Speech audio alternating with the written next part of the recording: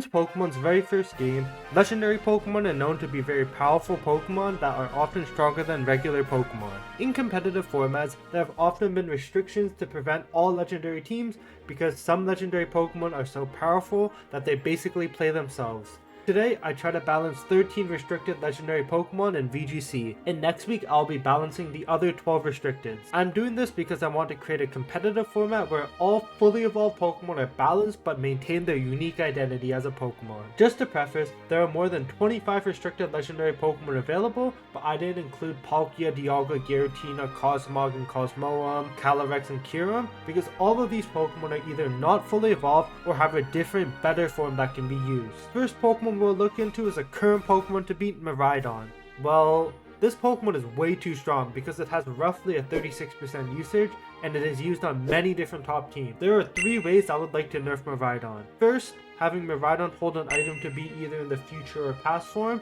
This would be similar to how Zamazenta and Zacian would need the Rusted Shield or the Sword to go into their crown form. It also reduces Miraidon's output a lot by restricting Miraidon's item usage like Toy Scarf or Assault Vest. Next, similar to Zacian and Zamazenta's nerf in Generation 9, will make the 33% special attack boost from Hadron Engine a one-time boost. And the last nerf I would like to give Miraidon is to put 10 special attack into attack, because I think 130 special attack is a little too strong with the amount of multipliers this Pokemon gets. Since we're on the topic of holding an held item, let's talk about the 2 horses that have been taking over the competitive scene aside from Miraidon. Calyrex Ice Rider and Calyrex Shadow Rider. Both of these Pokemon are incredibly broken, each having roughly a 29% and a 35% usage respectively. Similar to Koraidon and Miraidon's nerf, I am forcing both of these Pokemon to hold the Reigns of Unity to combine Calyrex and Spectra or Glastrier into one Pokemon. However, that's not the only nerf I'm going to give these Pokemon, because I think these Pokemon have more fundamental problems than just restricting each Pokemon from their item.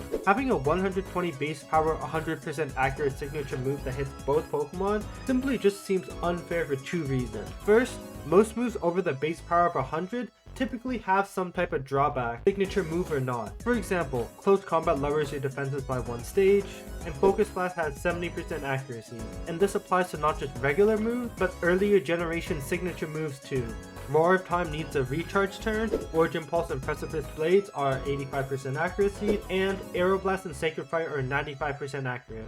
Secondly, spread moves do 75 damage to each target hit, so if you're hitting both your opponent's Pokemon, the total damage done is 150%. To not completely nerf Glacial Lance and Astral Barrage, I'm gonna remove 10 base power from their signature move and make the move 95% accurate. Their moves are not the only problem.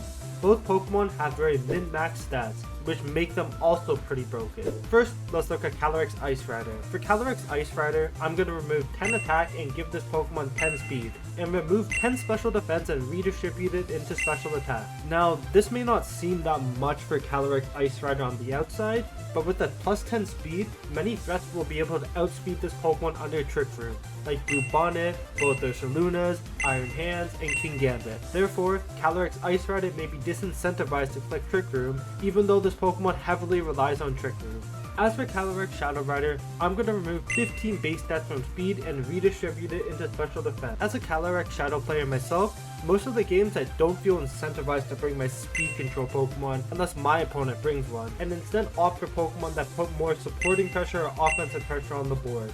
It feels like Tailwind on Calyrex Shadow Rider teams are only really used to match the opponent's Tailwind to keep Calyrex Shadow Rider the fastest on the field. But removing 15 base stats from speed means it will have the same speed stat as popular Pokemon like Koraidon, Miraidon, Fluttermane, and Champao, incentivizing Shadow Rider teams to bring in more speed control during the team building process or bring speed control more in game. Similarly to Calyrex Ice Rider, I will remove 10 base stats from special attack and put 10 base stats into attack. Now that the Mount Rushmore of restricted legendaries are nice and balanced, let's look at ways on how to buff some weaker legendaries. One of the weakest legendaries in the current format, thanks to power creep, is Mewtwo.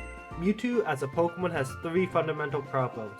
First, it's monotype. Second, it has 2 bad and or situational abilities in Pressure and Unnerve. And third, it doesn't have a min-max stat distribution like more recent restricted Pokemon. Unnerve is acceptable in Calyrex because as one counts as 2 abilities and the other ability is just Beast Boost Plus. The 2 positives about Mewtwo are that it has great coverage and its special attack is great. So how exactly do we fix this Pokemon? First, I would like to give it another typing. I would give Mewtwo the dark type because thematically, I think it fits quite well with Mewtwo. Though now Mewtwo has a 4 times weakness, bug type moves are not being played as much. Furthermore, with the dark typing, Mewtwo will be immune to opponents' prankster moves.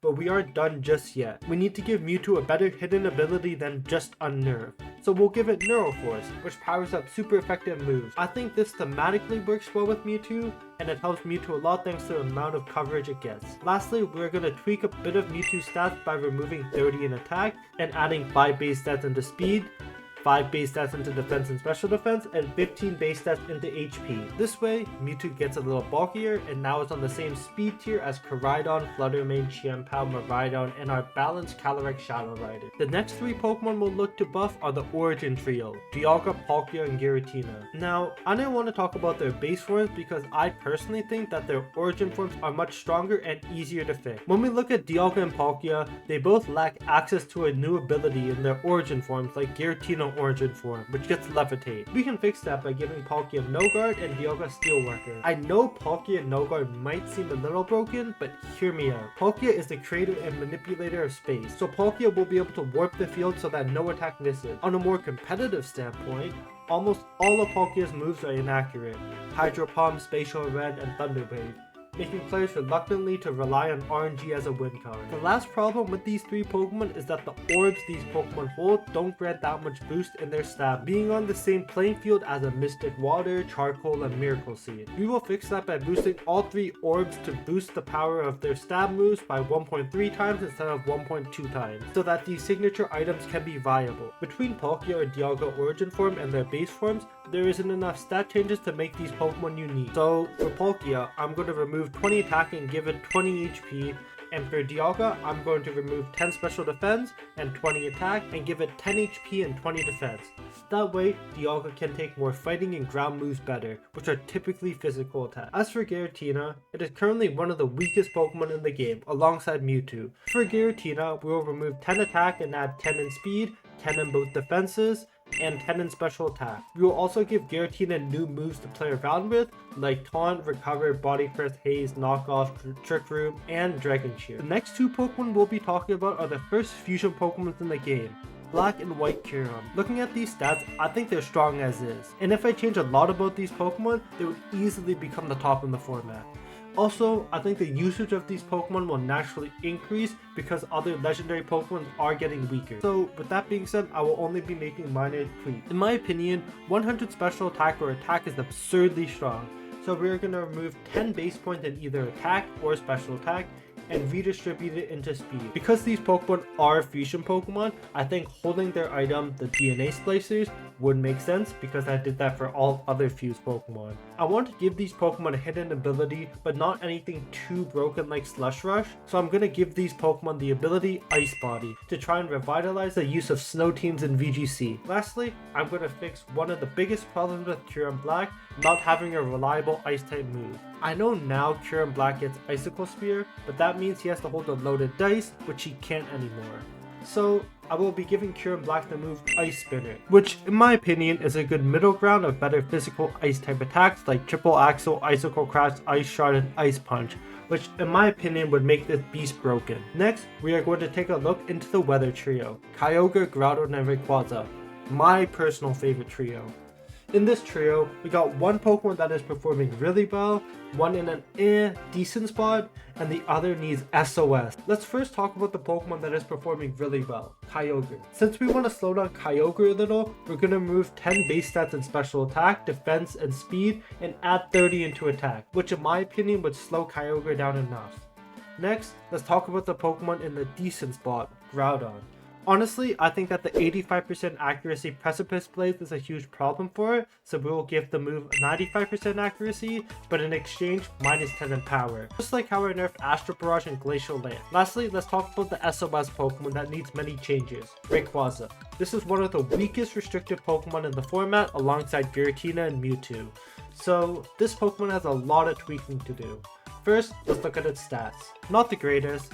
very mid-speed, and most of Rayquaza's base points are stuck in his special attack stat. With that being said, we will remove 60 special attack from Rayquaza and redistribute 10 base points into HP, defense, and special defense each, and 30 base points into speed, making it one of the faster restricted Pokemon in the format, but still slower than the likes of Miraidon, Miraidon, and Calyrex Shadow Rider. Next, let's look at its ability.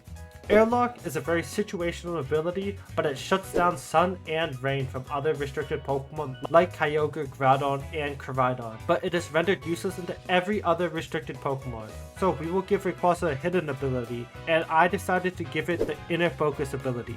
I think that this ability isn't too broken on him, but it prevents Rayquaza from being shut down from Intimidate and not being scared of Fake Out Pressure. I wanted to give Rayquaza Gale Wings, but I think that ability would be slightly broken, but let me know in the comment section down below. I think one of the biggest issues about Rayquaza is its typing, but personally I feel very disingenuous lore-wise to change Rayquaza's typing to anything else, so we'll keep it Dragonfly. Lastly, let's take a look at its moveset. Rayquaza lacks a reliable physical flying type move because there are 3 physical flying type moves it learns: Aerial Ace, Fly, and Dragon Ascent, which all of them are at the opposite ends of the spectrum in terms of power. I think giving Brave Bird to this Pokemon would be a little overpowered, so I decided to give Rayquaza 2 middle ground flying type moves in Dual Wing Beat and Acrobatics. I also think that giving Rayquaza a tiny bit more coverage wouldn't hurt either, so I gave Rayquaza the 3 Fang moves: Fire Fang, Ice Fang, and Thunder Fang. And that is half of the restricted legendary Pokemon. Let me know in the comment section down below how I did, and let me know how you would balance these Pokemon. If you enjoyed the video, please leave a like for the algorithm and comment down below. I'll be uploading these every Wednesday, 11 AM, so stick around. Until next time, peace.